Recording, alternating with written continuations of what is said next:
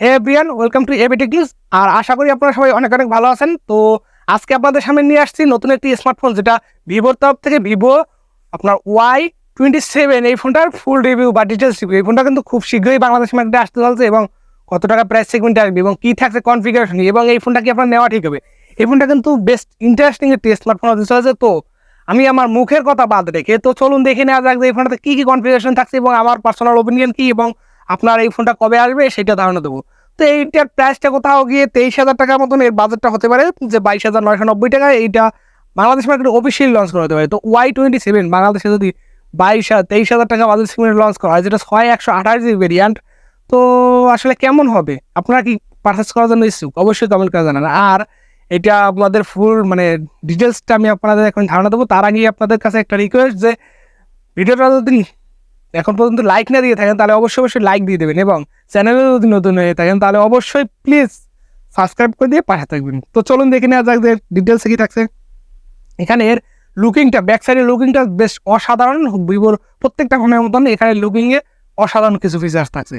এছাড়াও যদি দেখেন যে আপনার এর বডি ফ্রেমটা থাকছে আপনার 8.1 মিলিমিটার থিকনেস এবং 190 গ্রাম ওজন, কারণ IPS ডিসপ্লের উপর তৈরি করা, তার জন্য তো হালকা এত পাতলা একটা স্মার্টফোনে এত এত ওয়েট ওটা ঠিকঠাক আছে, ডিস্ট্রিবিউশনটা ঠিকঠাক আছে IPS ডিসপ্লের সাথে। তো এতে থাকছে আপনার ওয়ার্নিং গয়লা গ্লাসের প্রোটেকশন, তবে কোন ভার্সন সেটা বলা হয়নি। ব্যাক সাইডেও গ্লাসের প্রোটেকশন থাকছে। অনায়াসে আপনারা দেখতে পাচ্ছেন বিভিন্ন ধরনের কালার এখানে শিফটিং করে। তো অসাধারণ কালার ভেরিয়েন্টে আসতে চলছে, এটা নিয়ে নো ডাউট ভালো দেখতে হবে, এটা আমি আপনাদের গ্যারান্টি সহকারে বলতে পারি। তো এই ফোনগুলো সাধারণত ভ্যালু ফর মানি ডিভাইস হয় না, যেটা লুকিংয়ের জন্য বেশ ভালো হয়, ডিজাইনেবল স্মার্টফোন হয়। তো এই জন্যই আমরা তেমন একটা ভিভোর ফোন কোনো ভিডিওতে সাজেস্ট করতে পারি না। তো আজকের এই ফোনটা কি সাজেস্ট করতে পারবো? অবশ্যই আপনারা কমেন্ট করে আগে জানান যে কি কেমন হবে।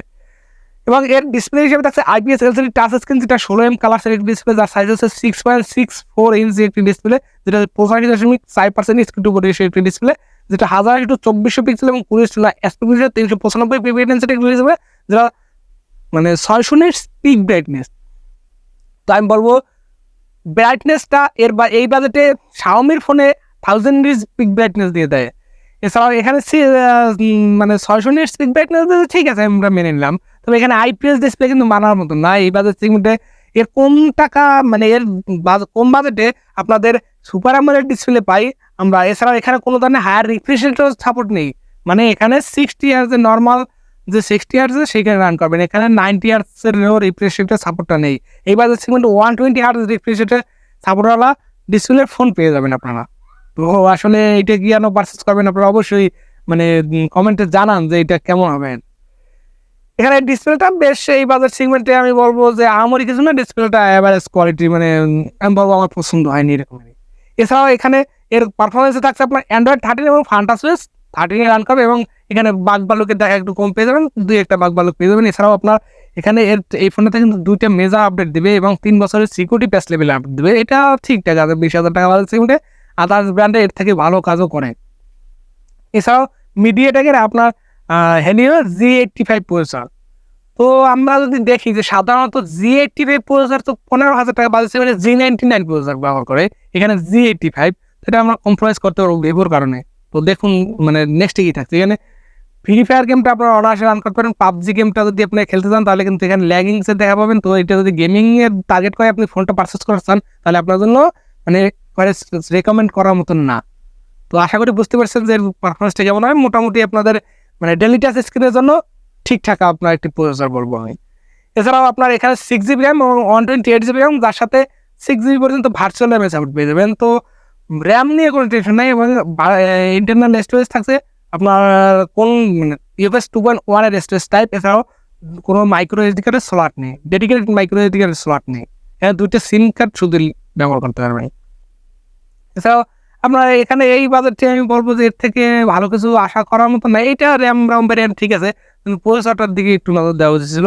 এছাড়াও আপনার এর মেইন হাইলাইটেড পয়েন্ট এর ক্যামেরাতে থাকছে 50 মেগাপিক্সেলের একটি 1.8 অ্যাপারচারের একটি সেন্সর, যেটা এই বাজেট সেগমেন্টে আর 5টা ফোনের মতন হুবহু পিকচার কমপ্লিট করার মতন একটি সেন্সর। এছাড়াও 2 মেগাপিক্সেলের সেই জাতীয় লেন্স, যেটা ডেপথ সেন্সর, সেটা তো থাকবেই, কেন থাকবে না? তো সেটা থাকছে। এছাড়াও 8 মেগাপিক্সেলের f2.0 অ্যাপারচারের একটি ওয়াইড সেন্সর, যেটা সেলফি ক্যামেরা, সেটা থাকছে। আপনাদের 8 মেগাপিক্সেলের সেলফি ক্যামেরা কোথাও কি আপনাকে 8 মেগাপিক্সেল 20,000 টাকা বাজেট সেগমেন্টে আশা করেন অন্তত ভিভোর কাছ থেকে? এখানে অন্তত 13 মেগাপিক্সেল বা 16 মেগাপিক্সেলের সেলফি ক্যামেরাটা আমরা আশা করি। এখানে 32 মেগাপিক্সেল এই বাজেট সেগমেন্টের কম বাজেটেও 32 মেগাপিক্সেলের সেলফি ক্যামেরা আপনারা দেখতে পাবেন। তো এখানে 8 মেগাপিক্সেলের সেলফি ক্যামেরা ডিসেন্ট কোয়ালিটি আপনারা পারফরমেন্স পেয়ে যাবেন। তো ক্যামেরার জন্য কত আহামরি লেভেলের ক্যামেরা পারফরমেন্স আপনারা পাবেন না। এছাড়া 1080 FPS সর্বোচ্চ ভিডিও রেকর্ডিং সাপোর্ট পাবেন, 1060 FPS ভিডিও রেকর্ডিং সাপোর্টটা নেই, মাথায় রাখবেন। এছাড়াও আপনার ডুয়েল স্পিকার সাপোর্ট নেই এবং 3 MP জ্যাকেট সাপোর্ট আছে, লাউড স্পিকার সাপোর্ট আছে। এছাড়াও ব্লুটুথ 5.0 সাপোর্ট থাকছে, ডুয়েল ব্যান্ড হটস্পট সাপোর্ট থাকছে, ওয়াইফাই 5 এর সাপোর্ট থাকছে, ওয়াইফাই 6 এর না। এছাড়াও FM রেডিও সাপোর্ট থাকছে না, NFC সাপোর্ট থাকছে না, USB type C port, OTG support থাকছে, ফিঙ্গারপ্রিন্ট সেন্সর থাকছে যেটা সাইডে মাউন্টেড এবং proximity sensor, proximity sensor, compass sensor, সকল ধরনের সেন্সর থাকছে। তো সেন্সর দিকে কম নেই। এছাড়াও 5000 mAh এর একটি ম্যাসিভ ব্যাটারি থাকছে এবং 44 ওয়াটের একটি ফাস্ট চার্জার থাকছে, যেটা দিয়ে 29% চার্জ 15 মিনিটে। তো এটা আপনার 45 মিনিটে 100% চার্জ করে দেবে, এরকম কিছু একটা এরকম থাকছে। এছাড়াও এর কালার হিসেবে থাকছে আপনার ব্ল্যাক এবং ব্লু, দুইটা সিয়ারা ব্লু আর ব্ল্যাক, বার্গেন্ডি ব্ল্যাক যেটা। তো এই দুইটা কালার ব্যান্ডে থাকবে। তো এই ফোনটা আমি কনফিগারেশন অনুযায়ী আমি বলবো এই ফোনটা প্রাইসটা যদি 17-18 হাজার টাকা বাজেট সেগমেন্টে হতো বা 17-18 এই বাজেট সেগমেন্টে যদি হতো তাহলে আপনার জন্য বেস্ট হতো। কিন্তু 23,000 টাকা বাজেট সেগমেন্টে এই ফোনটাই আপনার জন্য better value for money device হচ্ছে না।